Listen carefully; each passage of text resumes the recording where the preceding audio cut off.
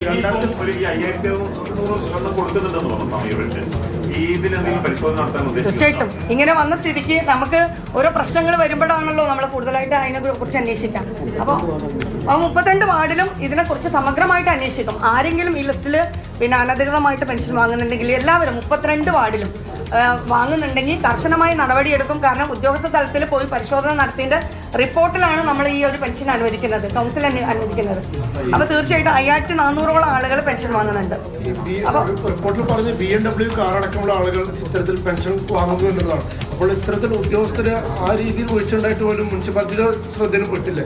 Council ഒന്നടങ്കം ഇത്തരത്തില് സാമ്പത്തികമായി ഉയർന്ന രീതിയിലുള്ള ആളുകൾ പെൻഷൻ വാങ്ങുന്നതിനോട് ആരും സഹകരിക്കുന്നതല്ല. കൗൺസിൽ ഒന്നടങ്കം ഇതിൽ ക്രമക്കേട് വന്നിട്ട് BMW കാറുള്ളവർ വാങ്ങുന്നുണ്ടെങ്കിൽ തീർച്ചയായിട്ടും അത് നടപടി എടുക്കേണ്ടതാണ്. അത് ഞാൻ ഈ പറഞ്ഞില്ല, ഇതിന് ശേഷം നമുക്കൊരു തുടർ നടപടികൾ ഉണ്ടായിട്ടില്ല, ഒരു കത്തും നമുക്ക് ലഭിച്ചിട്ടില്ല. പക്ഷേ ഇനിയും നമുക്ക് സമയമുണ്ടല്ലോ, തെറ്റുകൾ തിരുത്താൻ സമയമുണ്ട്.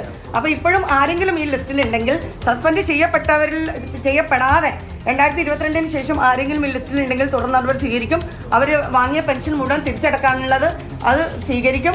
ഈ 62 ആളുടെ മാത്രമല്ല, 63 ആളുടെ മാത്രമല്ല, 32 വാർഡുകളിലും നമ്മൾ വീണ്ടും പരിശോധന നടത്തി അനർഹരുണ്ടെങ്കിൽ കണ്ടെത്തി തുടർ നടപടി സ്വീകരിക്കും.